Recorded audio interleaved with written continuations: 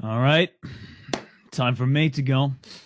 Oh, I step up on the stage and I sit down onto like a little bar stool or whatever. I don't know what at some place to sit down. Mhm. And I grab my beautiful, guitar and I start playing some nice background noise, all right? Some nice fitting background noise while I start telling my story. And I know the background noise is going to be adaptive because there's going to be a lot of, it's going to be adaptive.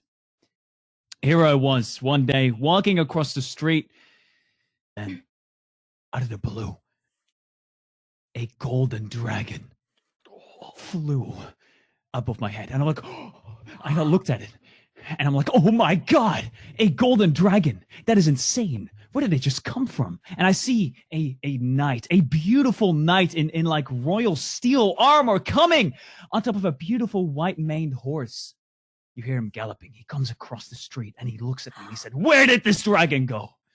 And I look at him and his face is covered with obviously the helmet. And I couldn't see who this beautiful man was. I could see the muscular shape of his body, but I did not know who he was. And he went that way. He went that way. And he says, come on. And he hands me, his hand. I'm like, I grab it. And he lifts me up because he is muscular like hell. He rides with me across the sunset, finding this dragon, and we see it going into this mountain cave, in this mountain cavern. He went into it, and we're like, that's where we're gonna go. That's where we're gonna go. He hands me his blade, but I am too weak to hold it. I can't hold it properly, and he says, don't worry, I got you. And I try to not blush, but I am honored to be in his presence. And as we ride towards this cave, the dragon sits there, and what do you know?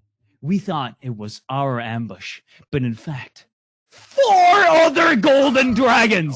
4, being 5 in total, inside the cavern, which apparently somehow fit 5 dragons. And we start the most epic battle. Explosions, fire. There's gonna be, they had loot. There was loot all over the place, but there were also kegs of explosives, and they breathed fire onto the explosive, and everything goes on.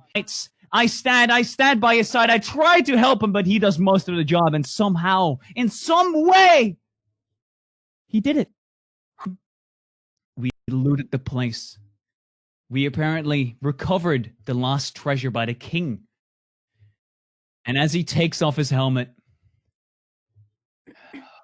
this beautiful man shows himself in front of me. And I say, what's your name? And he says, it's 5 Up.